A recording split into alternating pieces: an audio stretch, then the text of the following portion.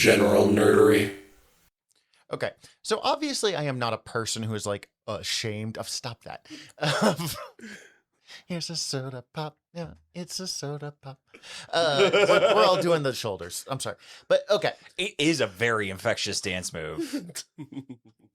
I did have the thought of like, God damn, I didn't expect to have so many movies in a row that had me just addicted to the songs that we were. I just listened to our Legally Blonde episode, and I weirdly enough, I got Perfect Day stuck in my head for the first time in my life. Perfect day. Okay, I am so far from my intro. But I mean, like, obviously, we are not people who are like embarrassed about the stuff that we ingest. We run 3 podcasts that are mostly about like, here's the cartoon I was watching today, or whatever nerdy thing. But do you ever have that moment where you're talking to someone that you haven't talked to in a long time, and you're like, you've been reading anything good lately or whatever, and they drop into like really like intelligent heavy shit, and suddenly you realize like, oh no, all I have is cartoons and Japanese superhero, or like, No, I know the I never experience you're talk to talking people about. that say intelligent shit. did not know I was going to. They're like, yeah, you know, I was reading like, I don't remember what it was, like Kant or something like that, and I'm like, Who the fuck are you talking to that's reading I don't even remember, Kant? dude, I know weird people, but Actually, like, good point. and I'm We- like, I don't know. Even if you bring it up, it makes you a massive cunt. thank you. Or even fucking Malark, who's on our podcast network, that I'm like, he's like, yeah, I've been rereading Machiavelli lately. It's just really nice for this. I'm like, one, just wank off motion, but two, like, I've been watching the original Japanese Power Rangers. Like, I'm watching a Christmas movie that's really dumb. my A snowman turned into a hot guy. my current affairs and world history teacher stepmother being like, and then I was reading about like the fall of Baghdad. I'm like, God damn it. Like, anyways, welcome to Journal Nerdery, your podcast about liking things, because we really do. I'm Zach. I'm Tyler. And I'm Steven. That's Steven. And today we are here to talk about, I mean, much higher quality than most of the stuff I mentioned there, but we're here to talk about K-pop Demon Hunters. Fucking way better than Kant. Probably, yeah. Way easier to get through. Definitely, yes. Not even a question. I don't think that one was up for debate. It can be with Kant. I meant with K-pop Demon Hunters, but okay. We haven't been meaning to do this movie for a long time because it's only It been took the out fuck for like off. 6 months. Yeah, but like it immediately took the fuck off, and it's been on our list. Since it came, Yeah. like since I started hearing K-pop Demon Hunters fucking everywhere. Yeah, basically I saw it and then like a couple weeks later got to see it in theaters because they brought it to theaters and were doing sing-along versions, which was incredible. At which point I was like, so we're doing this on the show, right? And you're like, it's already on the list. Yeah. Yeah, this is one of the fastest we've ever gone from like it emerged to we talk about it on this show, because usually we're about 10 years behind. Unless it's like a sequel. Yeah. And even still, we're not great on those. Yeah, we've tried to time a couple things. We're bad at it. We try. We still haven't finished our Fantastic Four season on Word Balloons that we started before the movie came out. We try. We try. Tried. We're doing great. Sorry. Anyways, yeah. This is just a good fucking. Good fucking. Good fucking. I hope not, because they're all young. This is a good fucking movie. This is was good fucking. I feel awkward now. They're all of age. Some good fucking. It's a bit young. I believe they're supposed to range from 22 to 24, something like that. So a bit young. But still, legal. In a way that doesn't make me feel too skeevy. You know what? No, I was not having any fucking thoughts about any of these, so I'm just gonna stop. No, actually, no. I've never had any fucking thoughts about this movie. I've had like, I've had some fucking thoughts. I've had some. Five. I've had some fucking thoughts, but not any fucking thoughts. I guess where are we all coming on in this movie at? Because I'm also like, this is a great movie. For me personally, I don't think it lives up to the hype, but I'm excited to watch it again soon because I'm going to. So here is kind of my thought. You remember how you described Superman as like the perfect B plus movie that like was so good at being a B plus movie that it moved it up a grade? That's how I feel about this movie. Yes, I feel like they tried just enough that like literally compared to everybody else in the game, it's like shit. Like I gotta fucking like give you this at least this. You guys did this. You get the effort award. There was not a single moment that I was surprised by this movie. Like, it does every trope really straightforward. But also, there was not a single point where they messed up any of the tropes. Like, I don't have any serious critiques of this movie other than I found a kids movie predictable. And like, that's super unfair of me to judge on. I will say, so I was talking to my sister who teaches like 3rd grade for this. And like, for me, this was a really good movie. I've watched it 3 times in 2 weeks. Not on purpose, but like, came up. Apparently, for her kids who are, 7 or 8, this movie is fucking transformational. And I super get it. If I had seen this movie at that age, I would have like, my world would have been changed forever. Yeah. Mhm. As an adult, it was a really good fucking movie. That shruggy emotion. Like as an adult who has gone to school and learned about animation, I got a degree in media arts, and like I learned about animation, and like I took film theory classes and stuff. I could see under the hood enough to see how the engine is working. It's like, damn, you guys built a real good engine there. Everything's really fucking solid. Like this is pretty cherry ride you built here. The animation is almost like claymation, which is, there's something about it that makes me think of claymation that I really like, actually. Like, I think that's a really good move that movies have been kind of making the last few years. Leaning into a form of animation that shows the animation. Yeah. While still playing with the 3D kind of photo. They're definitely not doing photorealistic, but they are doing like 3D modeling where it's. We have the 3-dimensional tools, but we're not trying to do, this is a deep cut, that fucking awful Beowulf movie from like 2007. It's not just all rotoscoped. It's we're not doing a Polar Express. It's not going It's not going photoreal, but things aren't so stylized that you can't tell what they are. This is, for the most part, the real fucking world. Yeah, and like, but they still actually like the thing that I love about this movie is that they do actually play with the form of the animation as a medium, and that like this movie fucking has a lot of sight gags, like the popcorn coming out of her eyes when she sees abs, or like that whole shtick. There was like the fucking the blowing the hearts out of air. Yeah, little things that like if you're not actually paying attention, you're not gonna get this bit or see this bit, and it doesn't land because it's purely for you to see. And that's a thing that I really enjoy in animation because it shows that they're actually paying attention to it more so holistically. It doesn't need to be. It's just a sign of really good animation for me, usually. It kind of fits along the lines of like, when I see people be like, oh, this was a really cool cartoon, they should make a live action version of it. Like, no, you don't have to do that because you did the animation cool one exists there. already, and animation is so fucking cool. Like, it's not a B-level creative thing. Which, like, Netflix is apparently already working on trying to do a live action adaptation of this. Of course they are. Because as I was saying it, I could even feel it. It's basically because nobody fucking trusts animation. There's a weird stinking stigma towards it. It's because it's regarded as kids thing. I remember reading a comic historian talking about how a lot of the bigger creatives in comics were like, we really wish that the name comic had not happened, because comic people think like comedy, kid stuff, and funny books. Yeah. And like, but because of that, it doesn't matter what you create. People still like, yeah, comic books. Yeah, comics. And they just have that association with it. We have the same thing. Not we, obviously, but people like have the same thing large. about animation, because people are like, it's like Looney Tunes. Yeah. or Disney movies. Oh, that or cartoon ant. Yeah. Yeah, it's cartoon still. Yeah. No matter what, it's still cartoons. But to like them. this will not land as well.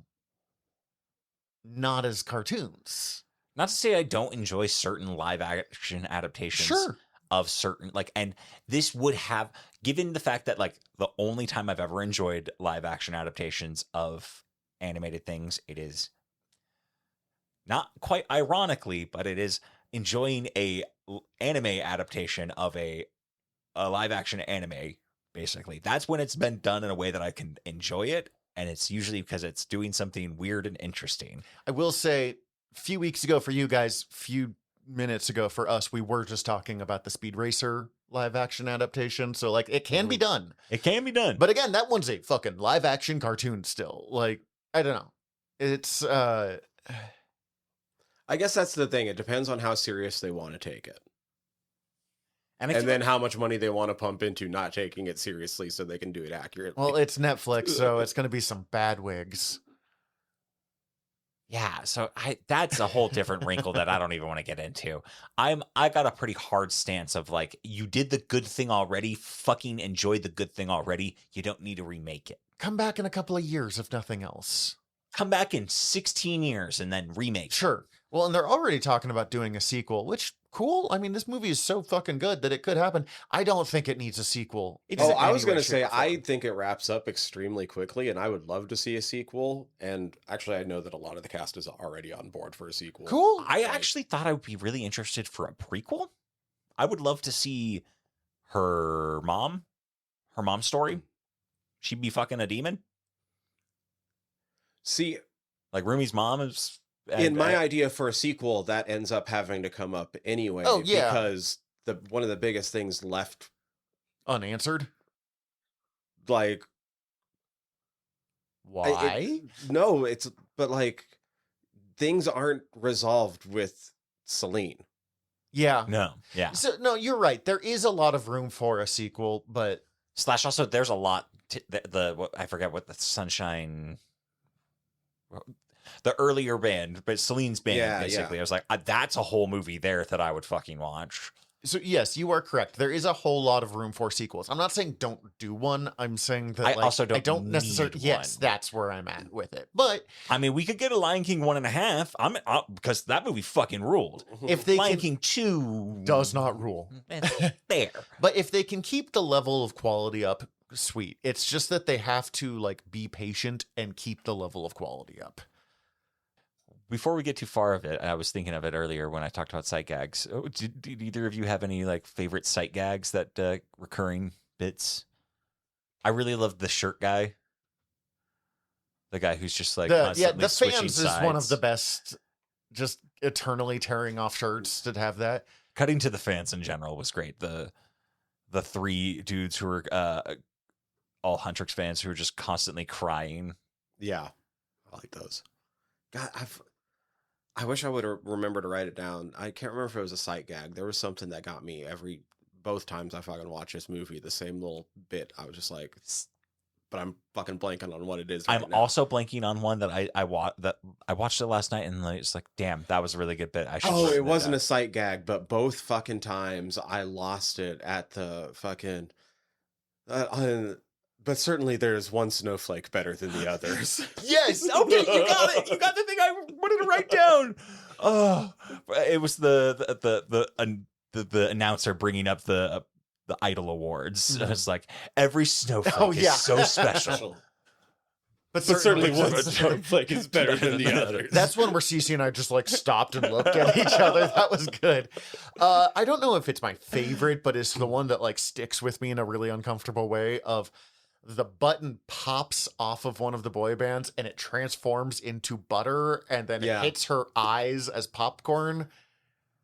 And I was like, that's weirdly sexual to me. Oh, here, because the butter basically forms the pupils of her eyes. Sure. And her face gets redder as her eyes drift downwards. Yeah, no. But I just mean like the butter splat. But yes. But I think Like that those were little bits, and it was like, okay, you guys are firing at all the cylinders. the here sight for gag me. that made that work for me was God, I can't think of her name and she's my favorite one of the three. It's Rumi, June, and Oh, it's Tough Girl. I'm blinking it too. It's Genu is the Genu. dude. Genu is the dude. Okay, isn't June one of the? No, it's Rumi, Mira, and Zoe.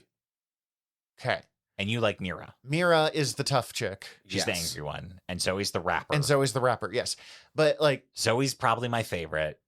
Mira, of course she is. But like Mira eating the popcorn as it comes out of Zoe's eyes yeah. was my favorite of the like dumb little sight gags.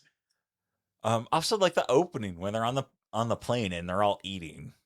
Okay, her Rumi deep throating that sushi was deeply uncomfortable too. But also like that fucking cracks me up because it reminds me of this very bit. There's a very terrible gif from an anime of a anime girl choking down a piece of sushi like she's a fucking VCR shoving a sushi in her mouth.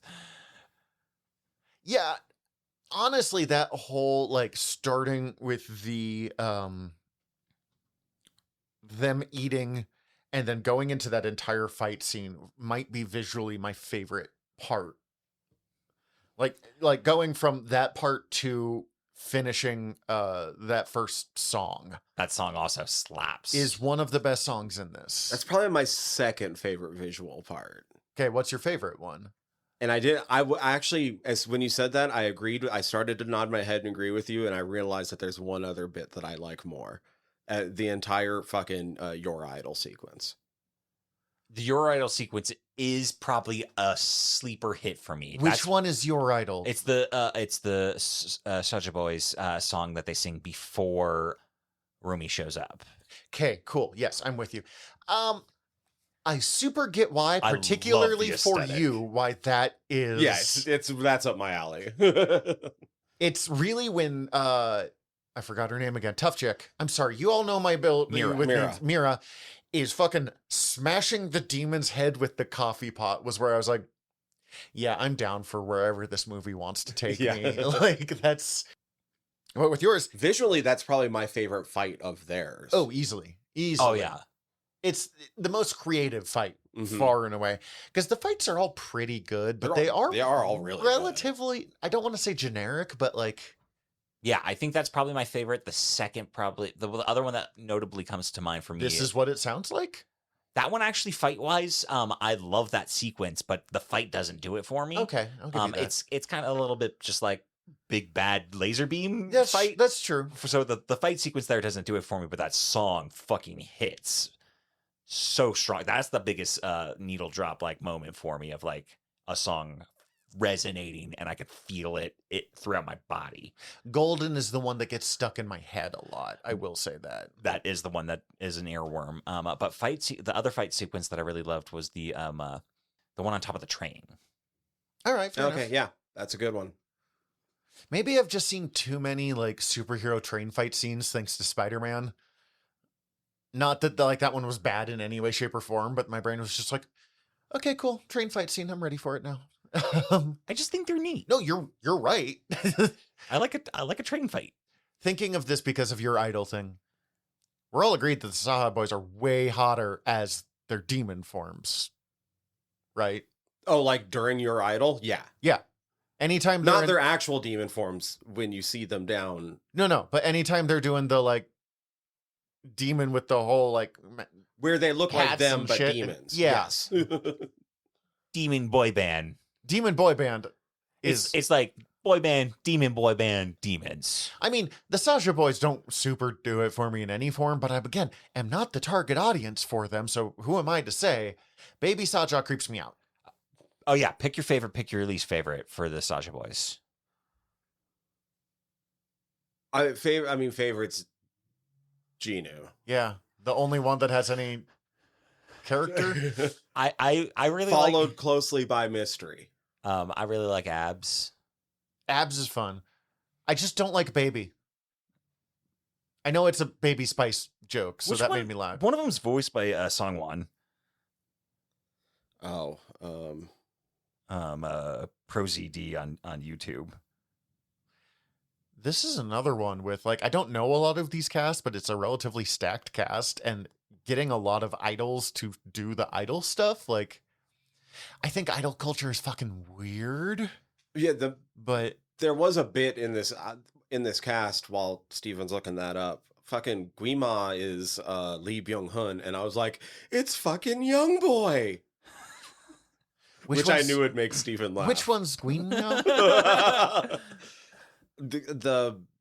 Satan. Oh, okay, yeah. Oh. Sorry, guys. I've watched this movie 3 times now, and I only have... Lee Byung Hun did a horror movie called I Saw the Devil, where I've heard of it. It was basically a two-hander where it was him and the guy that played Old Boy. Old Boy, I know. And so I've always called him Young Boy. I Saw the Devil, so good. Yeah, not for the faint of heart. Oh! Songwon Cho. Oh, yeah. Yeah, from Dropout. From Dropout. He does the voice of Abs, which might be why I secretly love Abs. You know, that does make me like Abs a lot more. And then, yeah, probably Baby's my least favorite one. It's literally just the stupid game show scene that made me be like, don't like Baby. God, from what I understand, basically with all the Soulja Boys, like, it's all basically opposite of how they were cast. Because you have Abs. Was it Romance is actually a gay dude? Like, is it Baby? Baby is like the oldest one. That makes sense, yeah. No more Abs. Mystery is actually the one that's like talking all of the fucking time on social media. Like, he won't shut the fuck up. It's fair. I also love Ken Jeong. I love Ken him. Jeong, yeah. I love him just full stop, but I love him in this movie as well. He's Bobby in this, yeah? Yes. It is my favorite Ken Jeong role. It actually is my favorite Ken Jeong role. Like, I appreciate Senor Chang, don't get me wrong, but you're not supposed to like Senor Chang, so, like... Yes. I think it still has to be Senor Chang for me, but... Oh, God. There was something about Bobby that I really enjoyed, and maybe it's because he's just the only rational human.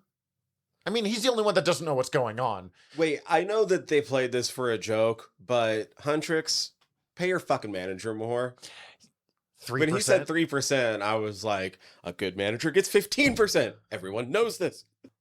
He is still stupid rich based off the 3%, it sounds He's like. still making some pretty good cheddar. But also, shit, I had something, I forgot it. Maybe, I don't know if it's visual gag one, but the bit where they're all like watching the Hongmoon fall apart, and Thank Bobby's you, that just was like, it. okay, I just need to see, Gotta get a grip. Gotta ground myself. Gotta look away from the small screen. Like, it's okay, Bobby, breathe. We'll all be fine. the world is not ending. Yeah. Or his like, who am I kidding? I'm a robe 34 short, please. Like, I just like Bobby. Maybe because Bobby is who I would be out of all of these people, the like one normal person that has no idea what's happening around me. Oh shit, he is the 4th Ninja Turtle. He's Mikey? He is Mikey. No, actually, Zoe's probably Mikey. Zoe is she went with magician instead of demon. Magician. He's probably not Raph. Not Michelangelo. Who am I? Not Leonardo. He's not Donatello. He's definitely Donatello. He's the manager. He's Master Splinter? He's Krang? He might be Krang. He's Baxter Stockman? Wait. No, there's not a good one No. for him with the Ninja Turtles. There's just... The the other 3 are pretty straightforward to guess. Why can I not remember his name? The guy with the hockey mask. Casey Jones. He's Casey He's Jones. not Casey Jones. He's Casey Jones. He's Kenneth the intern from 30 Rock. I was legitimately at one point thinking of breaking the three of the girls down into the four humors, and I was like, but that doesn't work because you need the fourth one, and it's Bobby. And it's Bobby. The four humors, what, like medieval alchemy thought the bodies were made out of? It's a thing that I remember a crack video on, and now my brain just thinks about it every once in a while. Remind me what the four humors are. It's like Vitreous blood, humor, aqueous blood, humor. bile. I can't even fucking remember it. Hold on. But like, essentially, that like the prospect that you could break down any group of four characters into each four of the Blood, yellow bile, black bile, and phlegm. Yeah, and like they had associated traits to them within. Blood associated with air, cheerful, optimistic, and sociable. Zoe. Yeah. Yellow bile associated with fire, quick-tempered, ambitious, leader-like. Rumi, she's the leader of them. Yeah. Yeah. Black bile associated with earth, thoughtful, serious, prone to sadness. I guess that's actually more Rumi. That's probably more Rumi, and the other one's probably more Mira. Yeah. Mira. Phlegm associated with water, calm, easygoing, relaxed. Also Zoe. Yeah. So it doesn't really work here, but like I said, it didn't work. And I thought maybe Bobby would fill the void, but it doesn't. God damn it. Back to the drawing board. Now I'm trying to put him on Ninja Turtles, and that's not remotely the Eh, cartoon we're talking about here. It wouldn't have took off with the intended demographic at this range, but I do want like the 2.5 hour version of this movie where they kind of like, I don't know, have to live with loss a little bit more, because I think my biggest problem with this movie is the last bit of this movie wraps up very quickly, and not just very quickly pacing wise, but like literally like the last 20 minutes of the movie are like within 12 hours of each other. yeah, the last bit of this movie wraps itself up. They find out she's a demon. And that night at midnight is And then when the And then like by the time like Rumi then has time to go fuck off and talk to Celine and then come back. And But they she's just using walk. her like demon powers to do that. I guess we can narratively say that. I mean, doesn't she she just fucking like she does teleport away from her. Oh, she does teleport? I don't know. I didn't, I didn't remember. I don't think that I'm making that up. I thought she just fucking ran away. Just fucking Batman's on her. I was legitimately concerned that her mother was going to be like, no, I love you. And like, forgive. Like, oh no, she's going to tell her like how to ignore the fucking generational trauma that she drops on her adopted daughter here. Be like, no, but you're my daughter. Like, it wouldn't have worked, but it would have been in some ways the safer route to go. Because her mother sucks. But also, are millennials capable of making media that's not about generational trauma? Because I feel like all of our shit over the last 10 years has They been like, say let's right discuss what you know. let's discuss generational trauma. And that's what this fucking is, including like, we've been teaching you not to feel your emotions or to not express your emotions and your doubts and yada, yada, yada. There's also some queer allegories there. But also, it's so clearly like trained by her. I didn't think about that, but you're right. But like, she so clearly was taught this by her teachers too, and that it's probably been an ongoing, like, you have to hide all this. Like, I don't think it was just her mom that was randomly like, no discussion can be had about our feelings. Yeah, but it all just wraps up really quick. It does. You're absolutely And I that is just- a very valid point. And I think you still could have wrapped it up with all the same ways they did. I just wanted to live in that moment more with like, what do the fans do without Huntrix around? Because they broke up for 12 hours. if that. And if like that, fucking and like in all honesty, like fucking what do the girls do? That was what Like, threw me. How quickly Rumi. I needed a moment, maybe, of even if it was just Zoe and Mira talking a little more. something or- that is a good valid argument in that like they kind of just immediately are like swayed by the demons, and it's like I get that they're demons and they're doing like magic bullshit, but like y'all are K-pop demon hunters, right? And like Rumi, yeah, she has the moment with Celine, but she really needs some time to also process what is going on with her and Genu now as well. Also, a moment to process just like, And like what his actions, how that impacts her self-image with how she was doing well and then has the kind of like the rug pulled out from under her with like the demon side and shit with how he was acting. And you're correct, but what really that I needed another moment for on this one, I see you're correct, but like yeah, but let me say my is she went from like, no, we need to do this so this will go away, to talking to her mother like, why couldn't you just love me as I was, to I'm the shit. Like, this is what redemption is, or what, like, I just needed a brief moment of her with herself coming to terms with who she is, because you're right, it's like maybe 5 minutes, and it's just the scene with her mother, from like, no, I need this all to go away, to get rid of these, to like, this is part of me and that makes me better. I needed that moment of self-realization. Yeah, I feel like it's a little bit challenging because they're kind of setting up that she's having that growth and realization that like she shouldn't have to hide this, and like having the basically the dam break with this conversation with Celine at the end. But like it's all predicated on her relationship with Genu, but that has all just been rug pulled out from underneath her. So why would she give a shit? But also, even before that, it was all about like, oh, our marks will go away and we won't be connected to demons anymore if you do this. She doesn't have that growth moment of like, no, this is part of who I am, until she's asking her mother, like, why couldn't you love me for all of me? mm-hmm. And then like, fuck you, I'm perfect as I am. Not, you know what I mean? Again, and I don't know what I would have done, because again, once the plan goes, once Huntrix is broken up, Evil Flame Guy's plan starts moving fast. So like, there's not a whole lot of time to fit more scenes in there, but.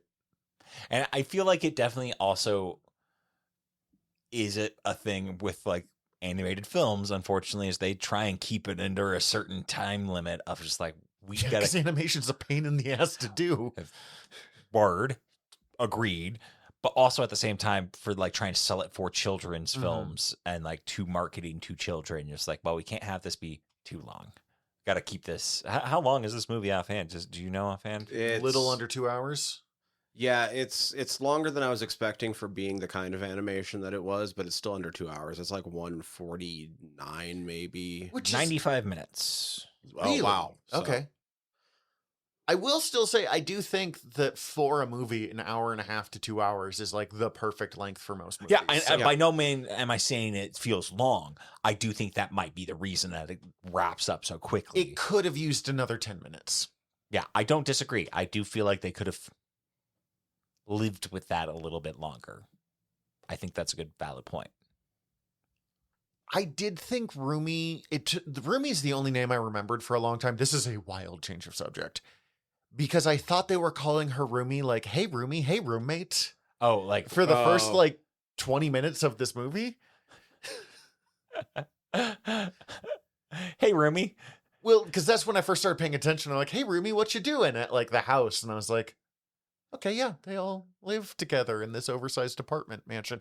This movie is very like, aren't celebrities and rich people incredibly wonderful and looking out for you? That is a good point I didn't think about, though. Which I wouldn't have but thought too much. They could also be a demon boy band. Yes. Thank God. But I wouldn't have thought about too much if it was not for the fact that Netflix put this out. And Netflix is kind of one of the most maniacal media companies out there right now. Yeah.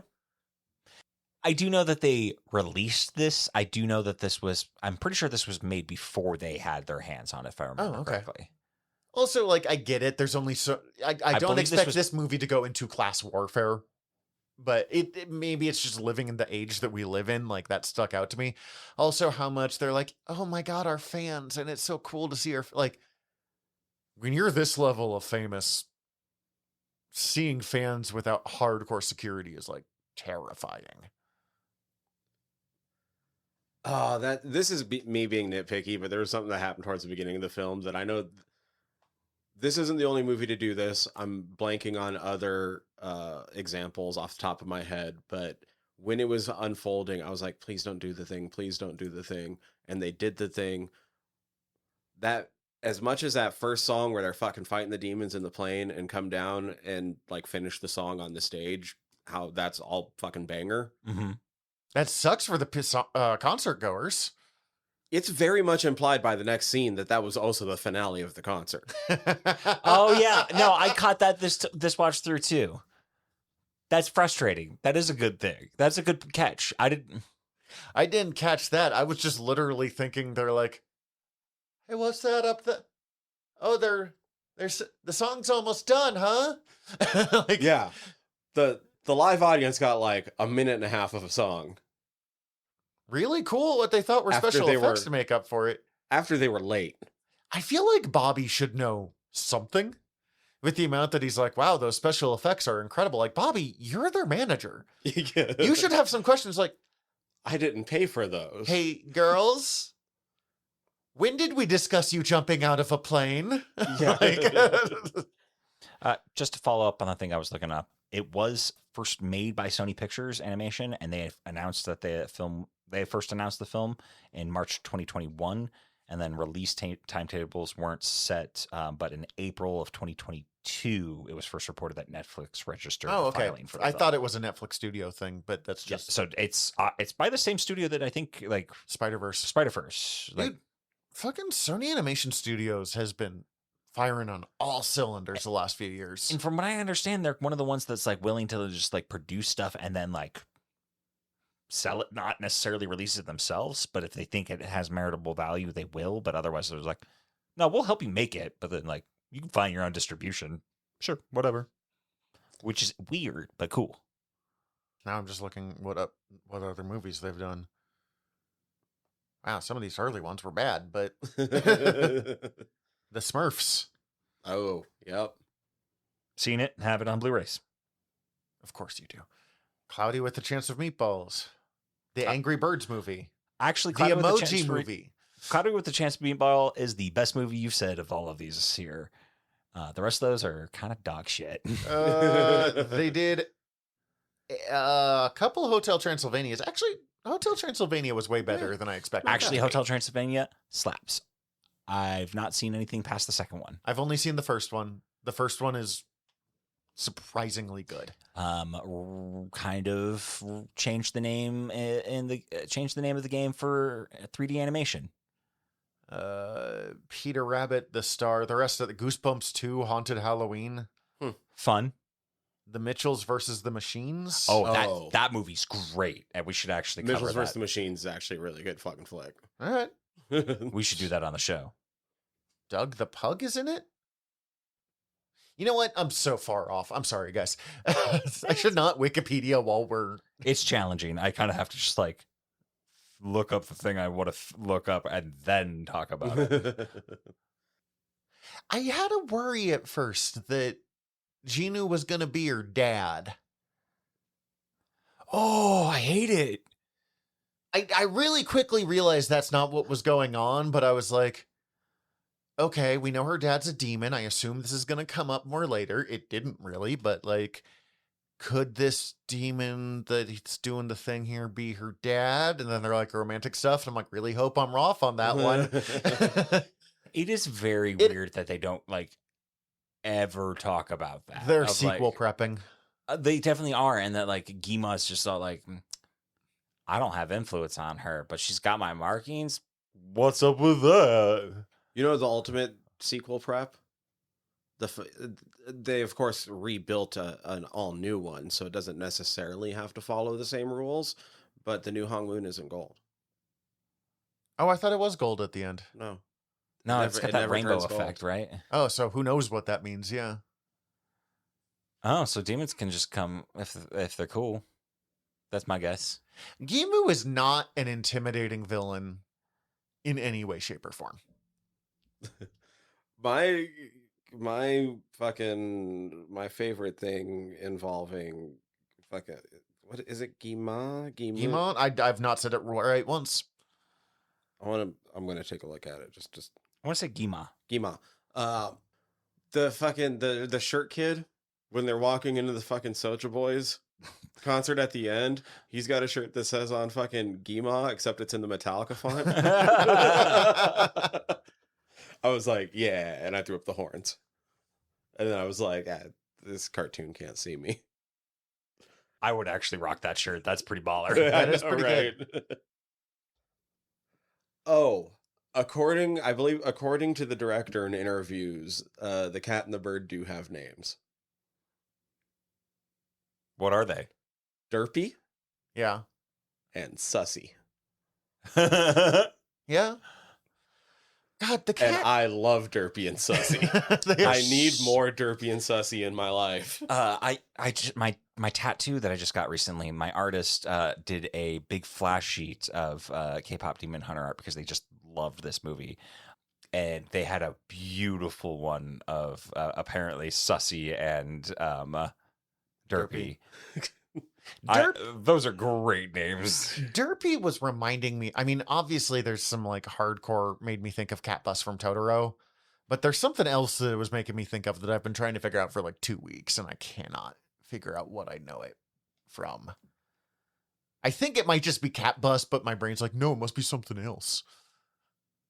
Well, it's like a historic reference. Yeah, I know, but like, I don't know Korean myth and folklore that well, so if I know it from something, it's from a cartoon. I think it's actually a political satirist type concept. They were the tiger, if I remember correctly, was supposed to be like representative of like wealthy people, if I remember correctly. And then eventually they started to make it look more fucked up to like be like wealthy people. The problem is when you talk like this, I can never tell when you're gaslighting me. I'm not gaslighting you. I just think this is true, and I don't know how right I am is the problem. So there's no such thing. You made that up. You're crazy. Thank you. Love this. He is really good at just like straight bullshit. bullshit Yeah. for about 30 seconds, so I just have to wait sometimes. Unfortunately, yes. I guess at least one of these is some of these people, or maybe the singers, were wanting to be idols, but like at least one of them was told like you can't be an idol. I don't know much about it. From what I saw, like almost everybody in this cast at one point was like training to be an idol. Yeah.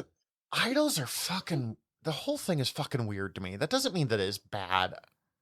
It feels bad. And yeah, I don't think any of them provided their own singing voice. There's No. separates. However, I believe some of them were good enough singers that they provided their own scratch track. Arden Cho plays It's Rumi with someone named weird. AJ playing her singing voice. Mei Hong as Mira with Audrey Nuna being Mira's singing voice.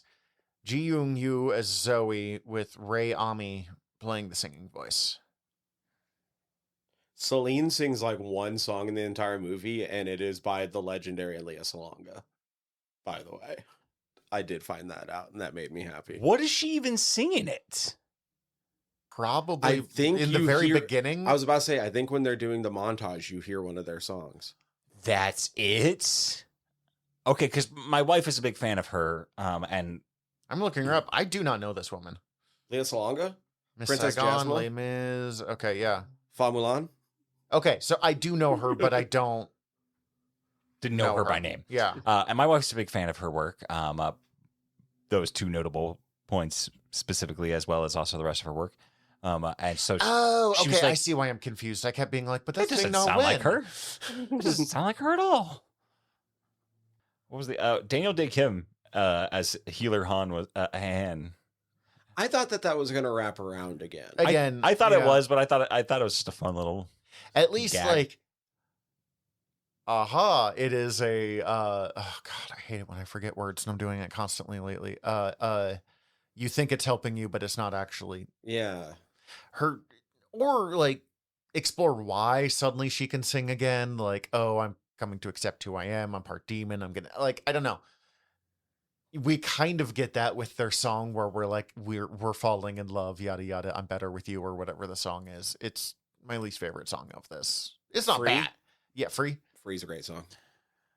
It's not bad. It's just my least favorite of Soda Pop. But Yeah, actually, Soda Pop is my least favorite of all. I the was songs expecting on here. Soda Pop to be way more stuck in my head. It's too poppy for me. I feel like all the other songs have at least a part that has some edge to it. Yeah, but it's also supposed like that's what it's supposed to be. Yeah. You're right. I think it's just a little too poppy. Therefore, it doesn't stick for me as much as any of the other ones do. Free just doesn't work as well for me because that's usually the scene that I get a little bored in these kinds of movies. Like, I get why it works for a lot of people, but Fucking Genu's part. There's some great lines in that song. yeah. Yeah. His part in Free, he goes faster than either of the rappers in either group. No, and to be clear, You are right. to be one of the worst songs in K-pop Demon Hunters is still better than the majority of songs in a lot of animated movies, or just a lot of songs. I'll say this much. I've not heard it play anywhere other than the movie. But I hear Golden, and this is what it sounds like a lot. I hear both of those at work a lot, and I do hear Soda Pop at work. That it's poppy enough that it gets radio playing. I wish that there was a fuller version of Genu's Lament. That's my favorite song in the movie, but it's a verse.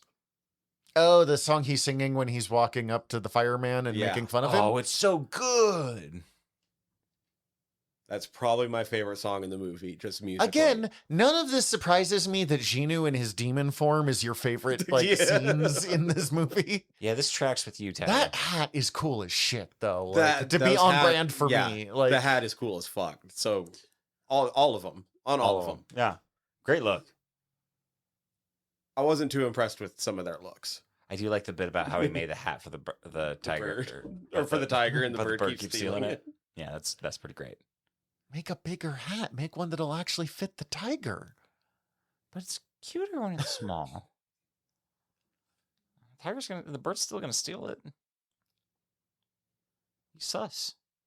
Thank you. I need more Derpy and Sussy. Yeah. But not like, you gotta be careful Actually, with it, K-pop though. Demon Hunters 1.5. I was literally gonna say, like, that's actually how you do it. If you do it as Timon and Pumbaa 1.5, yes, it works. If you do it as like, I'm trying to think of other things where they're like, here's our cutesy little animals that everyone loves. Let's put them way too much into future movies. You know exactly the kind of genre of sequel I'm talking about, but I know also what cannot think I of one can't think either. of a single one. Other than Rugrats 3, Rugrats Gone Wild, where Spike talks, but that works for me because they got Bruce Willis to do the voice of Spike. I'm Really sorry, funny. what? Well, it's the one where they How cross is over. Bruce Willis's career so much more interesting than I knew? They when cross we- over with the Wild Thornberries, so you hear animals talk. So obviously, Spike has to have a voice. So they cast Bruce Willis. I'm Nigel Thornberry. None of that Okay, I didn't have Nickelodeon as a kid, so like none of these This shows is a mean major motion anything for picture me. release. You could have seen this in theaters. I didn't though. You could have. I just none of that sentence actually made it make more sense to me is my point here. Well, when the Wild Thornberries. Oh, what is her name? Liza Thornberry? Yeah. She, for some reason, can talk to animals. Okay. And it's Bruce Willis, I guess. Why can't she talk to animals? Can you remember? Is it like a Did weird... she get a concussion in Africa? Something like that? Is it a weird Craven situation where like a witch doctor gave her the ability? Does she Oh, have laser maybe. nipples? Nope, don't like that. No, I hope not. I kind of remember the I hope opening Donnie credit does. sequence like something floating in the air, and now I'm hoping it. This is not important, but I'm going to look this up. We Moving can back to continue. K-pop Demon Hunters, this is nothing to do other than the fact that we have mics in front of our face. At the very end, when it's showing all of them like singing, I realize it must have something to do with performing and that they're trained and I'm not. But the fact that it looks like they're about to eat the mic with how like in close on it when they're singing bothered me for some reason. buddy, that's how you get good sound quality, and we should be a lot better at We it. should be more up here at Yeah, all times, is what you're 100% saying? actually. Okay. Yeah. Honestly, we should Why be have you not told me this in the 5 years that we've been doing this goddamn Because I've just podcast? adjust the sound so that we're comfortable. I'll just be fucking... Oh my God. That's Okay. why. You know, That's why I bring the mic close to me every just time. fucking dude. broke my world right here. No, I was, does make me I was wanna, taught like- to eat the mic. It does make me feel like I should chew on it, like this close, and like I feel like my mustache is rubbing against it. I don't know. Shattered my perception. My dad was a lifelong musician. I was taught to eat the mic. Just looks weird to me. Now I'm thinking about this too much. I'm really curious what he's going to dig out of the wild thornberries, even though it has nothing to The do fucking- with K-pop Demon Hunters. But I'm now really Steven has invested been in this. Dedicated looking at this for a while now. I'm very curious because I watched the show a lot and I don't remember. I'm just Wasn't reading Tim through the Curry Wikipedia. in that and one? It Yeah, says and magically. Flea plays Donnie, right? Yeah, Flea plays Donnie. That's great. I'm still trying to find it. I mean, God love Nickelodeon. It didn't always have the deepest lore of it. The only Nickelodeon I ever got into was All Real Monsters. I love some All Real It's Monsters. fucking great. that show ruled. Anyway, do we have anything else about I K-pop don't Demon Hunters? really. It's not as bad as when we covered the True Adventures of. Oh God, what was that? The Apple TV show, the Oh. Dick Turpin. Yeah. Well, that one was also just you two because I wasn't here, and so it was just there wasn't enough to talk about because there wasn't a third person to bounce off of. So you just don't like the 5 years of show we did before you joined us? No, I just like it better when I'm here. That's fair. So do we actually. What can I say? Don't tell I'm him I said selfish. that. But like there is sometimes difficulty when they're like, this is just a really well-made show. Thank you for joining us. Okay, after an encounter with an African shaman, Oh God, she was granted powers by a shaman. a Of few course years she was. prior to the start of the series, at the age of 10, she gained the ability to speak with animals. Yeah, so she just met a guy. she knows a guy. She met a guy in Africa. Hooked her up with some powers. Any character whose origins involve Africa, unless you're like Storm or Black Panther, is bad. And I'm including the Phantom in this, and I am including Beast Boy, who got his powers by I was bit by a monkey. There are also British documentary, like wildlife documentaries. People. Oh. Like, that's what our parents do. I'm also including the mongoose. No, not the mongoose. The Whizzer Yeah, from and Golden Age Marvel, who got his speed powers from mongoose blood.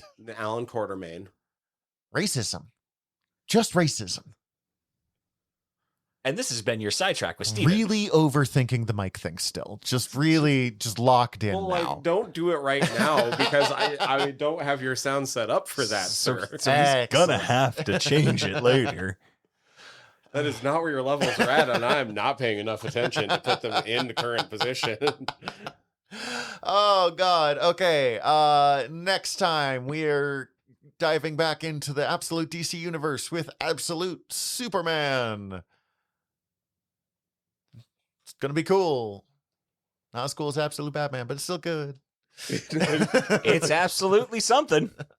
But in the meantime, we're your generals of nerdery. I'm Zach. I'm Tyler. Dismissed. Okay, this is another episode with a PS because I realized I forgot something actually about K-pop Demon Hunters. Do you put these on before or after the postscript when you do these? Before. Okay. People know it's here. If they're listening to the end, they're listening to this. So Celine killed Rumi's mom, guys. What the fuck? Does it say that? I thought It- she'd like. I That thought was it was a implied fan that she. theory that was then basically confirmed by the concept art when that was finally put out for the movie. I thought it was implied that like, she dies during childbirth. It's like, yeah, I got a demon. Yeah, baby. Celine's the demon. Oh god, that's so cool. I hope she's the demon. She knocked up Rumi's mom. She knocked up Rumi's mom and killed her through childbirth. And is Oh, Rumi's mom dad. It's like Mystique and Destiny.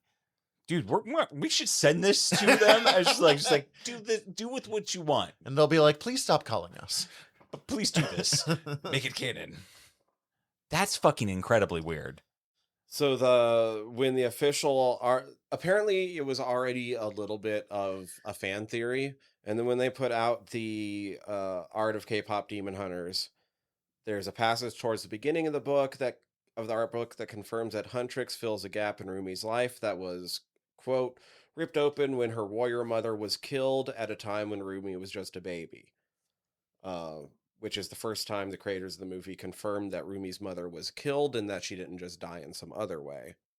And then later on in the concept art book, there's an alternate version of the scene where Rumi confronts Celine, where she's asking, "Why did you kill my mother?"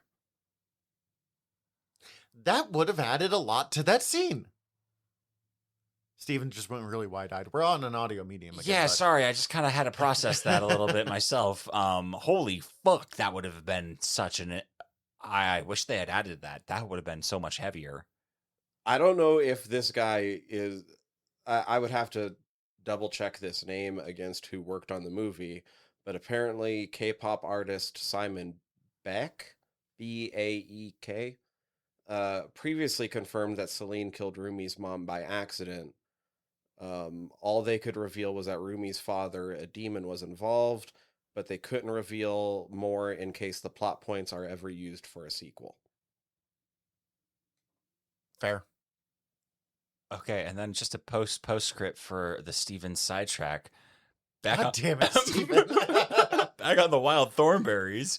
Apparently Eliza was voiced by Lacey Chambert, who I just saw in Hot Frosty.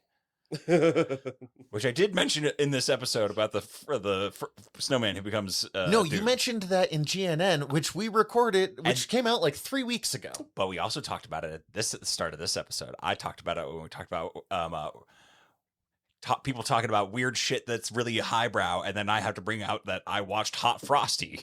Dismissed. This has been a General Nerdery Presents production. If you enjoyed it, please go hit like and subscribe wherever you're listening to it right now. Also, we'd greatly appreciate it if you checked out our other shows over at gnpresents.com. Thank you.